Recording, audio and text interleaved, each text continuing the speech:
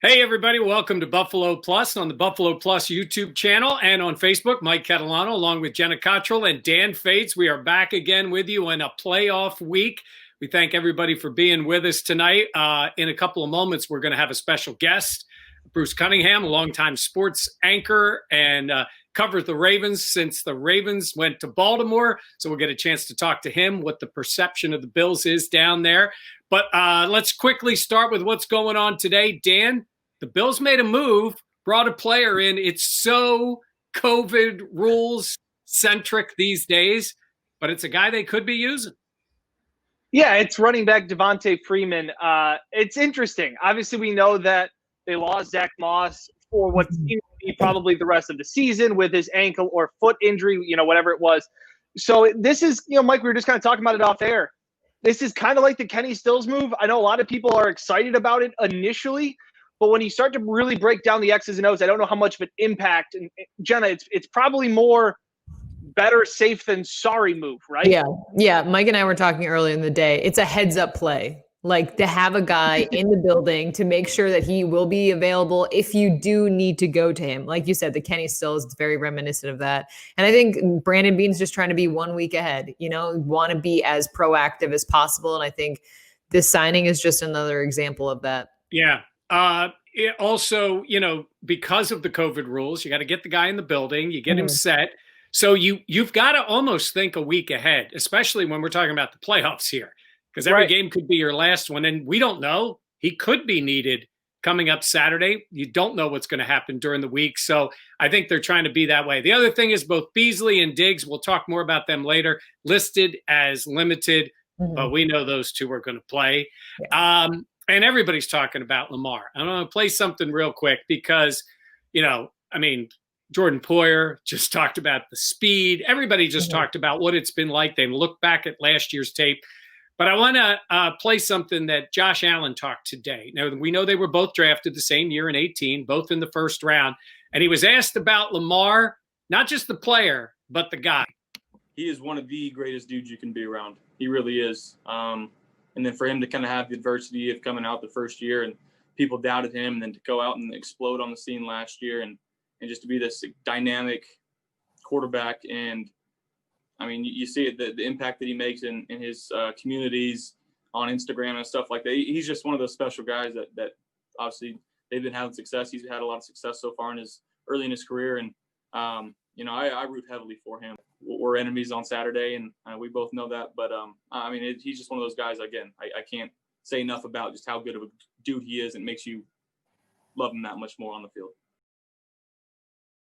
Yeah, Jenna, we were there for that year for the draft down in Dallas. And, when Lamar got picked, I think, people were wondering if he was going to go in the first round. And now here we are a few years later, and they're meeting with a chance to go to the AFC title game.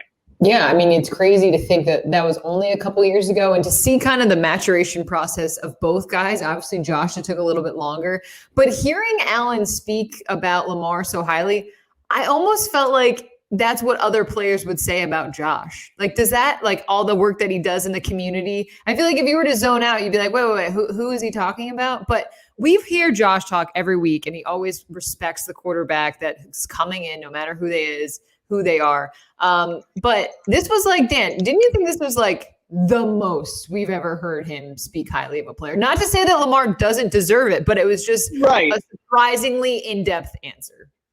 Well, and it's funny. This is pun absolutely included, but the saying is birds of a feather flock together. Like these were two guys highly, highly criticized coming out of college that they shouldn't go in the first round, and that they were the ones that were a project. So it was very interesting to hear Josh not only compliment him, who he is, his skills. He said he was a dynamic athlete, all of those things, great quarterback, but then to say the dude that he is off the field, what he does on his Instagram. He kind of went on to elaborate, like what he is off the field. He's a great guy, but he's even more awesome off the field. Like that was kind of cool. And you go back, both of their first games, Lamar didn't play in that game, but Josh came in after Nathan Peterman imploded in the first half. So it's kind of interesting to see, and they played last year. Like there is just a lot of mutual respect. And Mike, you've been covering this longer.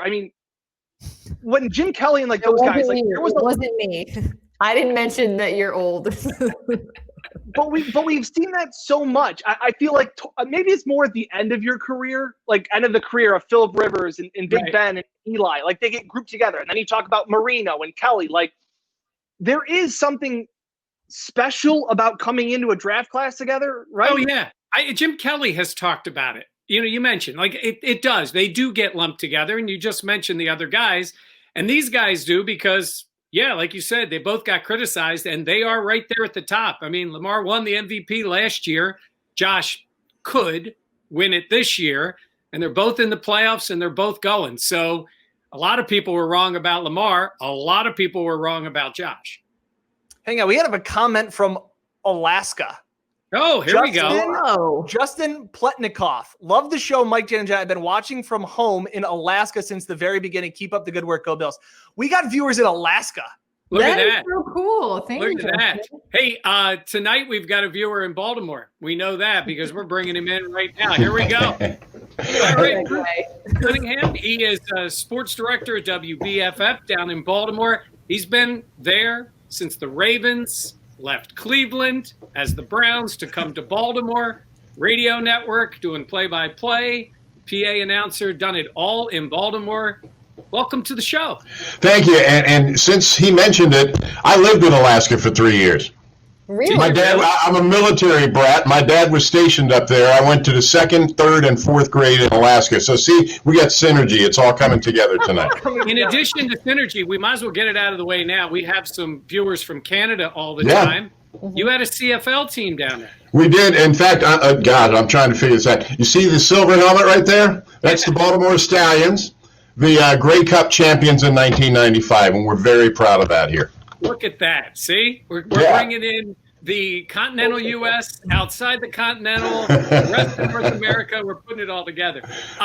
We just heard Josh Allen talk about Lamar. Mm-hmm. And, you had Joe Flacco, and he Yeah. won a Super Bowl. Mm-hmm. And all of a sudden you got Lamar. Yeah. I mean, you couldn't get more different players. You really couldn't. The joke that was always said about Flacco, and I wish I'd have wrote this, but I didn't. Somebody else said it, that Flacco moved like a file cabinet, and that was the style that the Ravens had back then. But then all of a sudden you get Lamar in there, and he's zipping around like a water bug, and just this tremendous athlete that can do so many things. And let me tell you the most important thing about Lamar in Baltimore.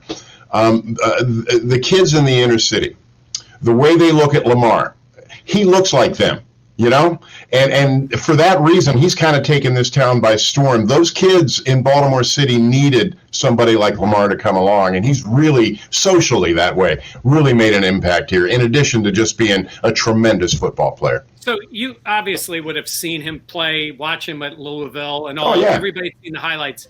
But the first time you saw him in person, because even the Bills players talk about that, like the speed, the athleticism. Yes. What was your first thought when you saw him? Just those fast twitch muscles, and I remember he just took off downfield, and we're in a press box, and we all just kind of looked at each other like, what do we got here, because we just weren't used to that.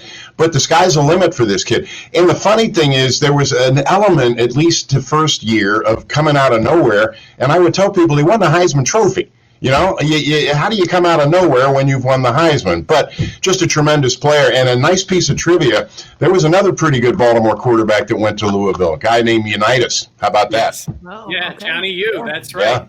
Yeah. Go ahead, Jenna. No, I was just going to ask, you've seen him play over these years and seeing the maturation process of his game. Is there anything that still kind of stands out to you? Or is it just like week after week, just, wow, I can't believe he's been able to even continue to rise his level up? Jenna, that is the beautiful part about Lamar. Every time they break the huddle, you just don't know what you're going to see. And you just sit back and you just prepare to be dazzled. And it can happen at any time. Last week against Tennessee, they were having a pretty pedestrian game. They were struggling early, and then all of a sudden, bam, 49 yards. And you get the feeling he can do that whenever he wants to, Earlier in the season, he was trying to be more of a traditional NFL quarterback. He was trying to stay in a pocket. He was trying to make the throws and everything. But then he went out with COVID-19. and he missed a couple of games. When he came back, he's been the same player. I almost said he's been a different player, but no, he reverted back to the original Lamar, just rambling, gambling, doing all these things that only he can do. And since then, the Ravens haven't lost. They've won 6 in a row, and they've really got a ton of momentum, and most of it's because of Lamar Jackson.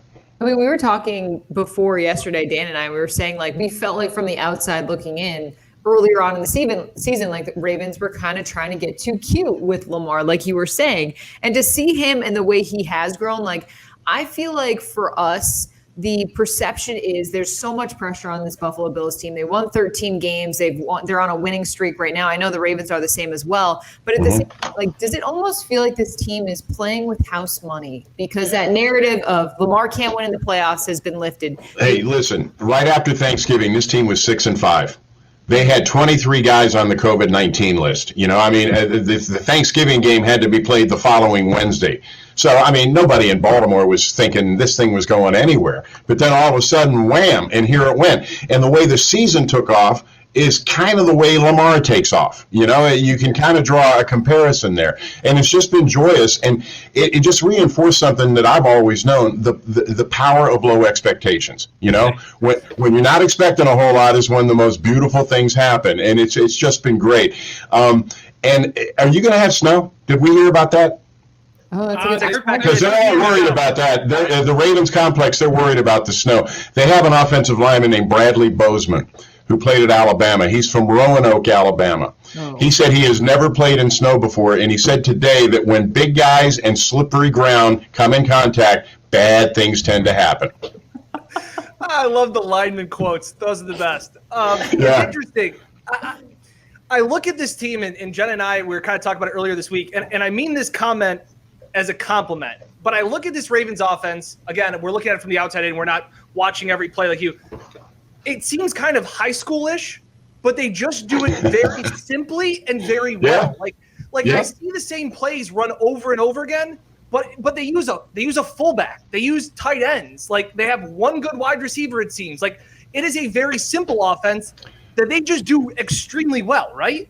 The last time the Ravens were in the Super Bowl, they played Colin Kaepernick and the 49ers. The offensive coordinator was Greg Roman. Well, guess what? Greg Roman is the Ravens offensive coordinator. And it's almost the same offense that San Francisco was running that year. And if you remember, it was a lot of long Kaepernick runs, a lot of run-pass option, a lot of stuff like that. And it's very similar to what they're doing. But you're right. The playbook is not gigantic. It doesn't look like the phone book for Manhattan. It's just what they do very well. And don't sleep on the running backs on this club. J.K. Dobbins, the rookie out of Ohio State, tremendous season. And then the bigger running back, Gus Edwards, he's the one that gets the tough yards, and the combination of those three and that running game. You know, the final regular season game, granted it was against the Bengals, and the four of us could probably find 7 guys and give them a game, you know, but they rushed for 404 yards in that game, and that was the 4th largest total in NFL history. I mean, going all the way back. So, yeah, this team's all about the run. They can gash it through the air when they want to, but really, if you can stop the run, you're going to have success against the Ravens. Hey, Bruce, when we look at the Bills for years, this team couldn't score points. They didn't know how to throw. Josh Allen hadn't thrown for 300 yards in a game until this year, and then it all took off. So it's an odd thing for us to say, wow, the other team really wants to keep Josh off the field. Yes. Like, that has not happened in Buffalo since Jim Kelly basically was the quarterback. What a player that guy is. Yeah. You know, I don't mean to interrupt you, but I mean, we've been watching Buffalo really closely this year. Yeah. And he's kind of like almost a bigger, stronger version of Lamar. Because when he gets that snap, you just don't know what he's going to do. And maybe this is the future of the NFL. And maybe this matchup, maybe we're looking at the future here. Well, that is really interesting because, you know, when they played against Murray in Arizona, people were making the comparisons, but I think he's a little bit more like Lamar in that way. Now, Allen has thrown the ball so much better this year. Yeah. But the idea of the way the Ravens play with their run game and Lamar's ability to run it does not fit well for the Bills. The Bills have not been good against the run all year. It has been a struggle for them. The issue is the best part for the Bills is they've been able to score a lot of points and get the lead, and it takes that out of teams' game plans. Do you think the Ravens are going to come in saying, we're going to run it till you stop it? Absolutely. I mean, wouldn't you? That would be the only way to approach this game, especially since they're running it so well. And as you said, when you're moving the chains on the ground, you're keeping the other quarterback on the sideline. And really, you could break down the Ravens' whole game plan, and it's basically keep Josh Allen on the sideline, you know? And if they can do that, then they probably got a pretty good chance in this game. Now, you said that, you've been watching them. What do you think the perception is in Baltimore, coming into this game? Because I can tell you, Bills fans absolutely wanted Pittsburgh to win on Sunday. A lot of people did. They wanted the Steelers. Matchup-wise, I think, I felt for the Bills a lot more confident. But what's the perception, you think, of Ravens fans towards this Bills team this year? They have a lot of respect for them. Being on the East Coast, we see a lot of the Bills, in regional telecasts and things like that. And nobody here is putting a W on the schedule yet. Everybody knows that this is going to be tough and grinded out. People are fixated on this snow possibility. No one is overconfident here at all. At all. And, I meant to mention this a minute ago, not to shift gears this spectacularly, but John Harbaugh went on and on about Josh Allen yesterday. And he said that when he was a rookie, coming out of college, they really wanted to draft him. Said he spent a lot of time with him, talked to him, said they loved his game. And if you remember, the way the Ravens got Lamar is that they traded with New England and got the last pick in the first round. Harbaugh says that Josh, they knew he was going to be gone before they could draft him, but they really loved him. So there's that. Yeah, Josh was asked about Harbaugh's comments today at during his Zoom call, and was interesting. They said that Harbaugh said, he really liked his kind of toughness, and he's had some off the field conversations with him. And we asked Josh about that, and Josh said that the first time they really had an interaction was his first game in the pros. He came in that mop-up duty, and he got pushed out of bounds, and he kind of got up and was jawing at Harbaugh. And Harbaugh said he respected that they were down like 40 or whatever, and that he still had this edge on him, that he was like, he just wasn't going to take crap from anybody. And that was kind of, he goes, they talked at Augusta, they've talked, at the Super Bowls and stuff like that. So there is a lot of that mutual respect for one another. I guess, what are they saying about the last time the Bills played last season? Because the teams, while the Bills seem different, the Ravens are kind of the same team. You can kind of throw last year out. I mean, ain't no way the Ravens are sacking Josh Allen 6 times, like they did last year. So I'm not using that game as much of a yardstick at all. Plus, the guy we haven't mentioned is that receiver that you guys came up with, who happens to come from the Baltimore area. You're welcome very much. Yeah. But Diggs has made all the difference in the world with this club, and that's why I don't really compare him to last year. What a weapon that guy is, and how they utilize him. The Ravens' blind spot for years has been wide receiver. They've never really been able to draft a great one as good as the Ravens draft. They never have. They sign a lot of good UFAs, undrafted free agents. They've never really come up with that number one receiver. And for the Bills to go out and sign him, at the time, it kind of raised my eyebrows. I was like, what's he thinking about? But now I see what he was thinking about. And boy, it's pretty glorious to watch. Well, we know the Ravens will have their hands full because the Bills wide receivers have been spectacular this season. Obviously, Josh Allen has been throwing the ball so much better. But for them to play so well as of late, and the defense just in general only holding Tennessee to a field goal in that second half, what were the pieces that had to come together, and why are they coming together now? Well, a lot of this defense was here last year, but what happened was guys have gotten healthy, and you look at the secondary. If you can throw out Marlon Humphrey, Marcus Peters, and then the veteran Jimmy Smith, if those are your corners, I'll go to war with those guys, And so it's no real mystery. In fact, they were able to let Thomas, the safety, Earl Thomas, just go. They said, we're tired of you. You can leave. And the secondary has been playing great. The thing to watch Sunday, if it were me, is that Tennessee had a lot of success across the middle. And you got that rookie, Patrick Queen, playing middle linebacker for the Ravens. And he's had a tremendous year, but that's their weakness on defense. And if the Bills can exploit that middle, and they could be very happy when the game ends. One thing we have in common with fans in Baltimore, the fans in Western New York, is hatred of the Patriots, right? Oh yeah. So you guys are really disappointed that the Patriots aren't. Yeah, we're just crying in our beers, I can tell you that. But the Patriots, no matter how much they hate them here, and they do hate them here, they'll never even come close to the Steelers. Okay, This is a town that absolutely 100% hates the Steelers. I have been to Foxborough in January for playoff games. Yeah, it's not a good place to be in January. It's really cold. I guess you're in Rochester Rochester, you're laughing at me complaining about the cold, but No, but well, here's the difference. the Ravens could always look. January games. The Ravens could always look. Yeah, you're right. That's a good point. But the Ravens could always look the Patriots in the eye. The Steelers could never beat the Patriots. The Ravens won some real big games against the Patriots. So, they don't like them very much here, and now it's kind of drifted. They don't like the Bucs very much anymore either. Now that Brady's down there.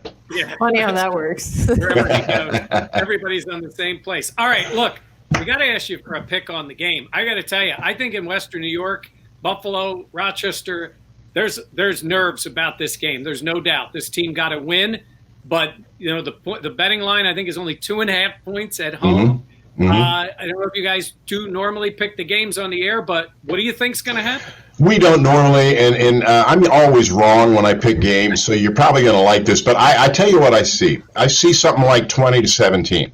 Okay. I think it's going to be a slog game. I don't think there's going to be a lot of points scored, and I think it's just going to come down to, who can hit the hardest and who can get a chunk play when it really, really counts. When I say 20-17, I'm going to be 100% honest with the three of you. I don't know who's going to have 20 and who's going to have 17. I really don't. But to me, that's the way this game looks. And it could definitely, I hate to cop out, but it could definitely go either way. It really could.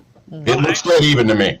Yeah, I think we think it's going to be that way too because Vegas agrees that they think it's going to be that even. Yeah, and the Colts last week, and that's a decent Colts team. It's a good Colts team. Mm-hmm. They moved the ball consistently against the Bills. I mean, they had it in the Bills' territory every time they had the ball last week. Right, and they just couldn't come up at the end. And let's face it, how many big games has Phillip Rivers won? Come on. But still, they did move the ball. I guarantee you the Ravens are eating that game tape up for breakfast every single day. And they're watching what the Colts were able to do. The Ravens are better than the Colts, and they do things better than the Colts. And I think they're getting a little bit of confidence out of that. But on the other hand, the Ravens with Tennessee, the way they shut down that running game is great, but Tennessee was able to get some passing yards on them. So, that's what I'm saying. I just don't know who's 20 and who's 17 in this deal. Yeah, it's interesting. One last question. I just want to know, it's weird to kind of judge an offensive line because of what Lamar does, because he can erase some bad offensive line play, but I know they had injuries earlier this year. And you can't run for 400 yards if you don't have a good offensive line. It doesn't matter if it's Emmitt Smith or whoever back there. How has that offensive line kind of stepped up? I know they lost their Ronnie Stanley, the All-Pro. Yeah, Ronnie Stanley.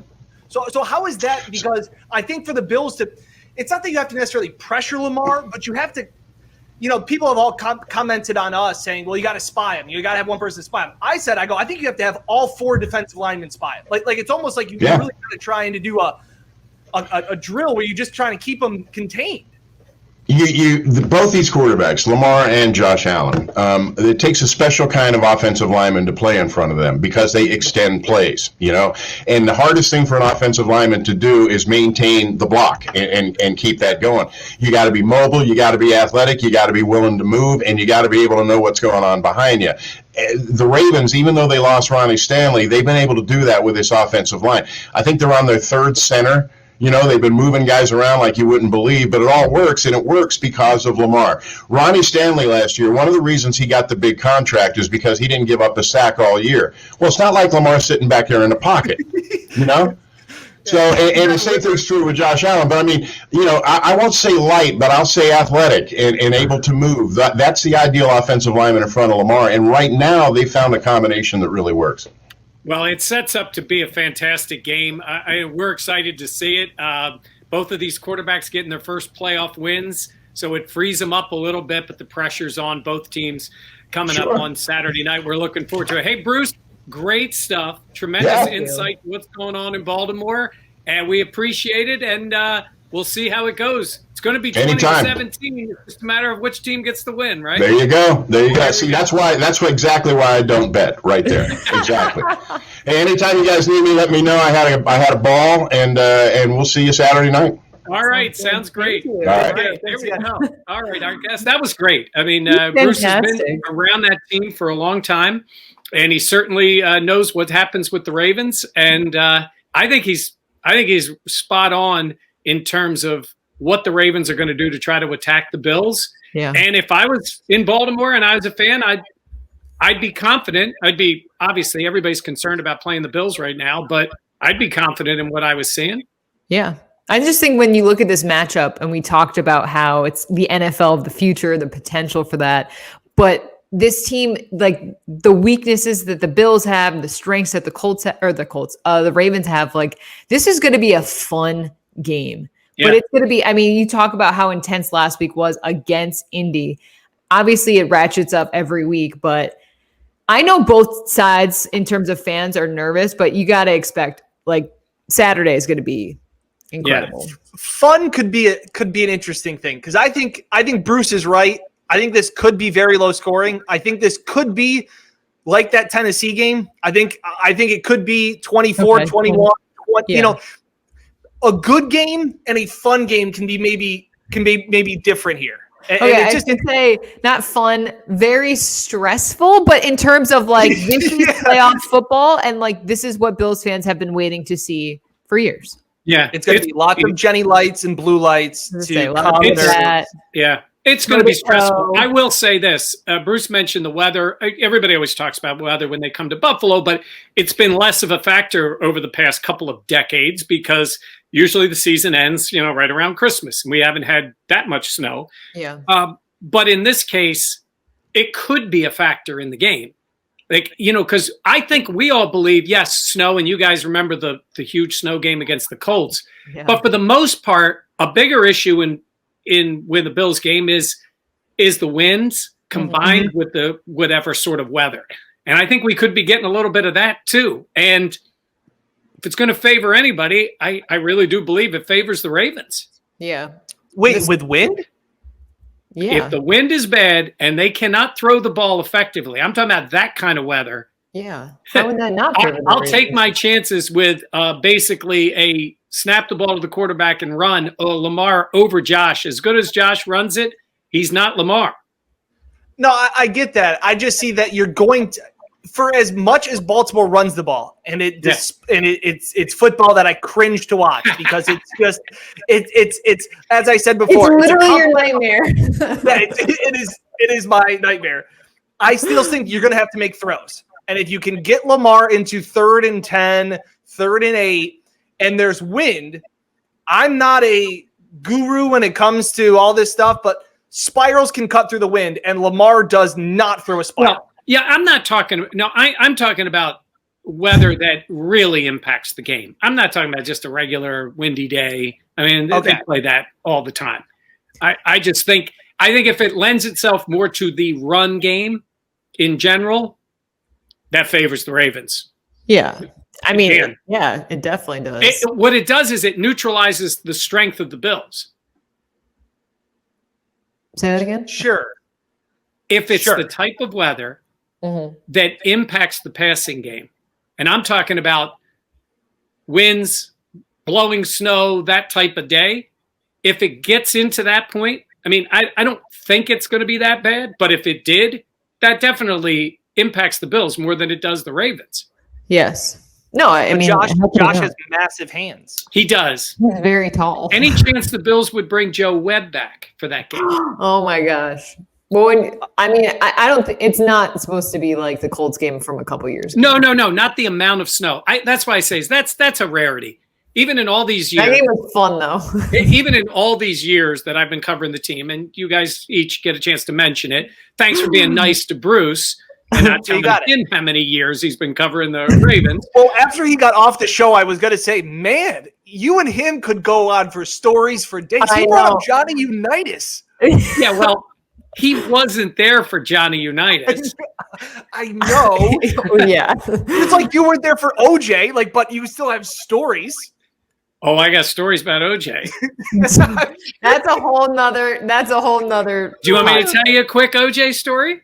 Yes. AFC Championship game in Miami. I'm on the field with our friend Carl Schuba, the late, great Carl Schuba. And who's mugging for the camera in front of us and jumping around on the field before the game with us? O.J. Simpson. Mugging for the camera, Mike? Well, maybe that was a bad phrase. Well, what the heck? It's O.J. But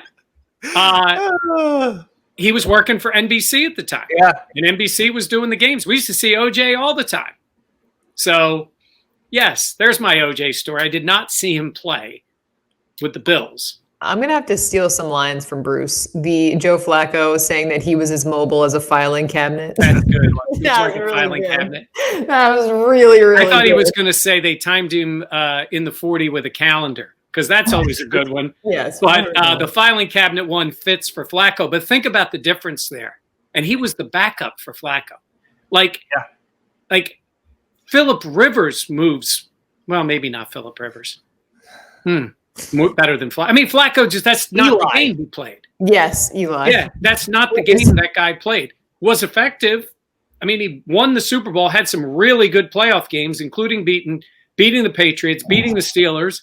But man, Lamar is nothing like that. And I think it's a freed up Lamar. I really do. I think he's loose for this game. I hear it. Some of the comments that are coming in, Gumi Swag he's on my back. He's on the side that you don't need to run the ball. Kind of saying too that that the Ravens are so reliant on the run. And somebody else made a comment that the Ravens can't throw the ball on a sunny day, let alone when it comes to a windy day. I think that's interesting. I would be interested to see that if there is this weather that could impact anything. I think it makes the Ravens even more one-dimensional. And I think that would help the Bills a little bit. Yeah, it could. That's my take. I would say this: if I'm Harbaugh and I'm the Ravens coming into this game, I want to punch the Bills in the mouth with the run game. I do. I want to, and you know the way they're going to throw it. He throws it over the middle to Andrews and gets Hollywood Brown every once in a while. Mm-hmm. He is very good at that throw, like you said. Yes, it's a high schoolish type offense. But the best part was Bruce was saying the same thing with Lamar. You know, Josh has those off-script plays too, but it's not like Lamar. Josh throws the ball much better, and he's become a phenomenal passer. Lamar is an effective passer with certain routes. Correct. But his running is, I would say, you know, I said this to you guys yesterday, Michael Vick was a special runner of the football. And sometimes people forget. Go YouTube a little Michael Vick sometime and remember the way that guy ran the ball. But Lamar is so explosive when he takes off. And that play that he made that's why I said the Titans had a plan. The Ravens had a plan. Well, Lamar had a plan. Yeah. And he took off and no one touched him. It was like the Red Sea parted. Yeah. Like it was clear path. And if you watch that play again, and Dan talked about this too, that no one touched him, you see the bad angles from excellent defensive players because you treat him like a human being running, and he's faster than everybody. Well, and it's too. James F. made a comment back saying the Bills are going to stack the box, which is easy one-on-ones. Okay. Yeah. I just guess what? Lamar's nearly impossible to tackle one-on-one. Yeah. And if you don't believe me, go back and see what Lamar did to Matt Milano last year, who may be as agile and as limber and as good of a linebacker in tackling in space. And Milano's lucky he didn't lose an ACL. Like, this guy is so electric that, like, that's the thing. And I remember Micah Hyde talking about it last year. Like, you can do your assignment well and treat it right and give the read option and have all of the boxes checked. And Lamar is still the best athlete on the field. People are in the comments. A bunch of people are saying Josh is the better quarterback. The Bills have the better quarterback. Yes, they do. Yeah. They don't have the best athlete. Lamar's the best athlete that, like you keep saying, he's the best athlete since Mike Vick to play the quarterback position. He's probably the best athlete, period. Well, you're right. I would say this, that there's a lot of different definitions of when you want to say an athlete. He has the speed and the agility and the running. Now, Josh has a lot of skills, including the arm and the accuracy and all those things that go with it. So when you combine all of that, I can say this. We're talking, look, you tell me which quarterback you'd rather have for the next 10 years, I'm saying Josh Allen. Yeah. You tell me who's a better all-around quarterback, I'm saying Josh Allen. Tell me who's the quarterback that I think can win and keep winning and win a Super Bowl between the two of them, I would still say it's Josh Allen. Yeah. But in one game, Lamar can beat anybody. Yeah. And that type of play can beat anybody. They don't need, like I said, last year he was MVP, and then they fell in the playoffs. They got caught flat, and they started out that way this time. I think that guy takes the field feeling pretty good. So does Josh Allen. I mean, yeah. But it was 2 years on Lamar, and there's that whole other level of the running guy and the late quarterback and disrespected and all those things that went with it. And I don't say he shut everybody up, but he got that off his back. Yeah. No, I completely agree. So really quick, I just wanted to give a shout out to Jackie because she said hi. And yes, you know Jackie, Dan, too. Very sweet, always at the Bills games. I hope that we can see each other next year. By the way, for our guest, I'm going to say, Joe says, yes, Bruce is a legend. Joe, I can totally see why. So we were happy to have him on there. He's had quite a career down there, play-by-play for a lot of different things, and it was cool that he did the games before with the Ravens, and the PA announcer for like 20 years. He's got the pipes. I mean, he's got the voice. There's no doubt about that. John Doss would respect his voice. Yes, exactly. So we'll wrap things up for tonight. We will have content on all week. We will have our Let's Talk Football live show coming up Thursday at 7 o'clock. Get you ready for the game. Dan? There are also a lot of Ravens fans. I feel like we had a couple of Colts fans sprinkled in last week into some of our things. A lot of Ravens fans in here saying that that Bills fans are not respecting what the reigning MVP can do. And I think that's fair. And I was one of those guys that before last season, I bet the season under win total on the Ravens last year and lost that terribly. Like what Lamar, what Harbaugh has done, what Greg Roman has done, tailoring an offense to go from the filing cabinet to a Ferrari is incredible what they have done. And while I say they're a high school offense, they are still really good. And people keep kind of chiming in saying, what do you think of Lamar? Like he's a stud. Like Mike, you said, like who would you rather have for 10 years? Right. There's not a wrong answer in that statement. By the way, Jenna, do you have a burner account? No. I might be paying him. Seriously? Seriously? He's leaving me alone tonight. That is hysterical. Yeah. Oh. Yeah. Anyhow, no, I would say this. Any Ravens fans, you're watching us, Bills fans are worried, and they should be worried. Yes. Yeah. Because it's not a good matchup for the Bills. This is not what they would have chosen. Ravens are hot. They have a dynamic quarterback. They can run the ball. Their defense is confident, and they play with that. They also have a coach who's won. He and McDermott have the connection under Andy Reid. It's kind of funny, the three of them all still going for the playoffs. But no, there is a pretty strong level of fear in Bills fans. You got the normal level of fear in the playoffs. It's ramped up because it's the Ravens. Because let me tell you something. If it was the Steelers, it was 38-20 blowout for the Bills in that game. Yep. Yeah. It's a touchdown. It's a touchdown line. Yeah. Yeah. Completely. Yes. And it would be. So, all right. Well, thanks to everybody. And thanks to Bruce Cunningham, our guest, for being with us. We really enjoyed that. All of our content on Buffalo Plus. Hey, when you go on Buffalo Plus, the YouTube page, make sure you subscribe. It's free. Jenna, it's free. It doesn't cost anything. Subscribe.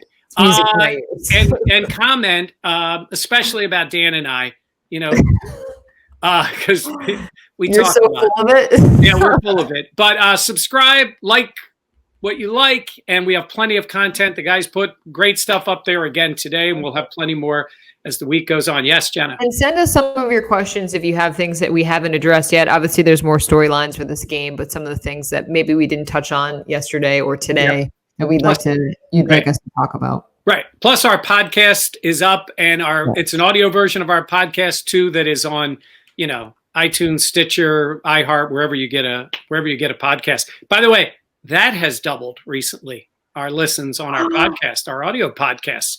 So look at that. See, the Ocean Pacific, new watcher, great show all the way around. And James F knows what he's talking about because he says Dan's the legend. Wow, how much did you pay him? Yeah, that was nuts. So nice. All the money we're making off my great idea of bringing this YouTube channel. It really was, Dan. Great idea. Don't you dare. Great idea.